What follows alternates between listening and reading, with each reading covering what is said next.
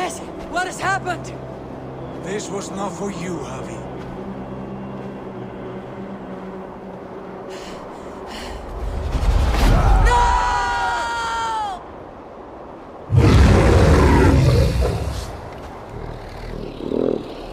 Like Assassin's Creed Odyssey and Origins before it, Assassin's Creed Valhalla continues the series' trajectory into a full-fledged open-world RPG. Though Ubisoft has dug up some of its stealth action roots to make that style more appealing, Valhalla's focus is on the absolutely massive recreation of Dark Ages England, brought to life with stunning beauty and a level of detail I've rarely seen. And it's been an impressive showcase for the Xbox Series X, playing in 4K and a near constant 60 frames per second. You have to put up with some new progression system ideas that don't quite deliver, and an abundance of bugs, but there's a staggering number of things to do, explore, and discover in and around Valhalla's more atmospheric storytelling.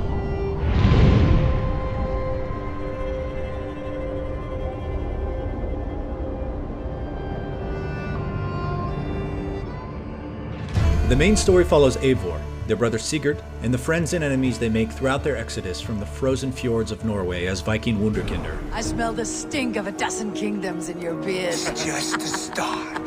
Their search for wealth and glory in England's rolling hills, lush forests, and political upheaval is darker and sadder and more grounded than the past few games had led me to expect, with hard decision-making that left me reeling. And that's all propped up by main characters delivering some intense and haunting performances. This was the fate woven for me, so I live it. This vast world is home to clashes between Danes, Norse, Saxons, Britons, Picts, the Word of Christ, pagan mysticism, and Norse mythology, complete with an excellent use of the Pantheon and an interpretation of Asgard I am stupidly excited for everyone to see.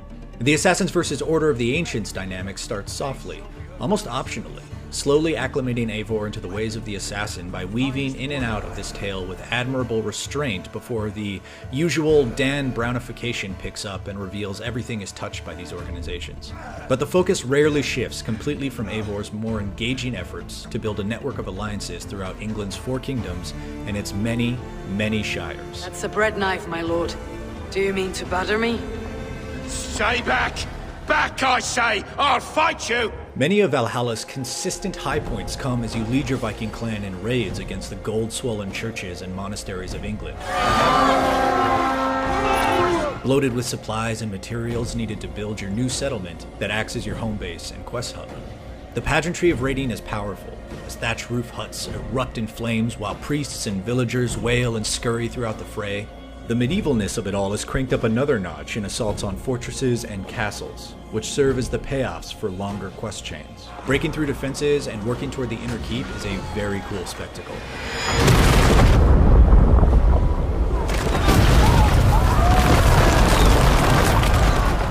And oh my god, are these places incredible to behold. I know it's common to gush over a big Ubisoft open world, but Valhalla might be its most gorgeous and detailed yet. I've regularly forgotten what I was doing when I turn a bend in a snaking river and get blasted by the golden sun, or the clouds and mist roll across its swamps and forests and the lingering bones of the Roman Empire. It's absolutely stunning on the Xbox Series X. And it's not just for show. I shot a fox from what seemed like a mile away thanks to incredible draw distances. And it's unbelievable to me that load times are virtually non-existent when the fidelity is this high.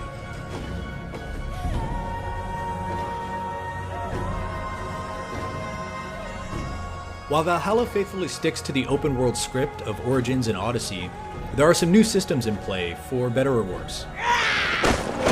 This time around, skill progression and abilities rub me the wrong way for 2 reasons. First, you have to spend points to reach and reveal the next cluster of unlockable skills before you have any idea what's in it or whether it's something you want to work toward.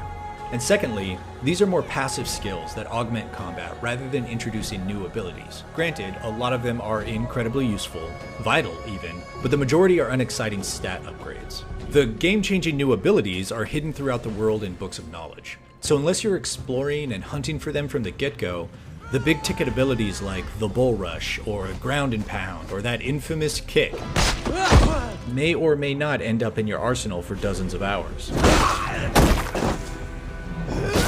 Because of this, the first 10 or 15 hours I felt like Valhalla's combat was underwhelming next to Odyssey's bombastic style and flair. I was eventually proven wrong, of course, and it became flexible and fluid and brutal as ever. And it even brings back instant assassinations if you want to go back to that old style of stealth. It just takes way too long to start adding that complexity. So especially if this isn't your first Assassin's Creed game, the initial scuffles are some very bland hack and slash.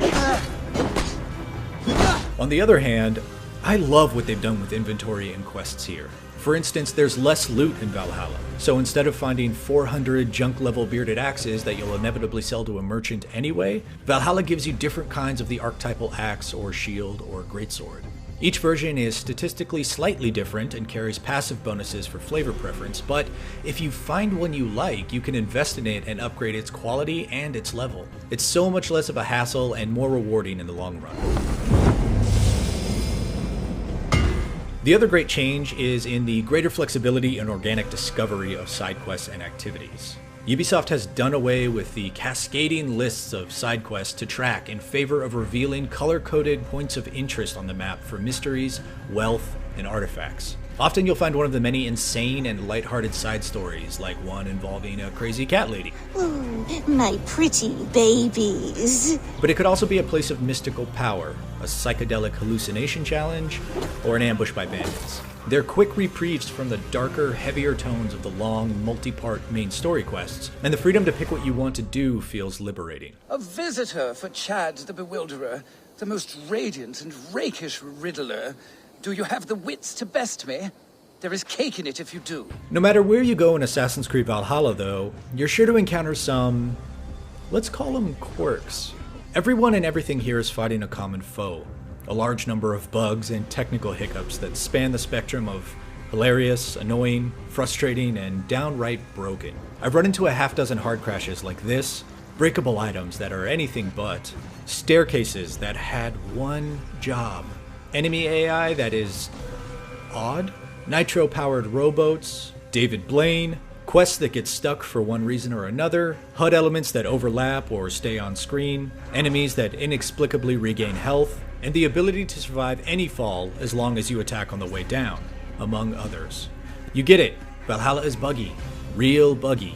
That said, it wasn't overpowering. Looking back after 60 hours played, all those nagging issues feel like small footnotes in what's otherwise been many great hours of exploration and discovery. Assassin's Creed Valhalla is a big, bold, and ridiculously beautiful entry to the series that finally delivers on that much-requested era of the Viking and the messy political melting pot of England's Dark Ages. It walks a fine line between historical tourism, top-shelf conspiracy theory, and veiled mysticism against the backdrop of a grounded, focused story. Fresh takes on the series' established loot and quest systems help to keep things fluid and nuanced, though progression could use some refinement. There's also a bigger than usual horde of bugs and blemishes to contend with from start to finish. But while it may not be the most stylish or polished, its rugged and brutal look at the muddy business of Scandinavian expansion is as memorable and dense as an Assassin's Creed has ever been, and it makes great use of the new consoles. For more on Assassin's Creed Valhalla, check out the first minutes of gameplay in 4K 60 frames per second on Xbox Series X, and watch our guide to the 9th century Britain. And for everything else, stick with IGN.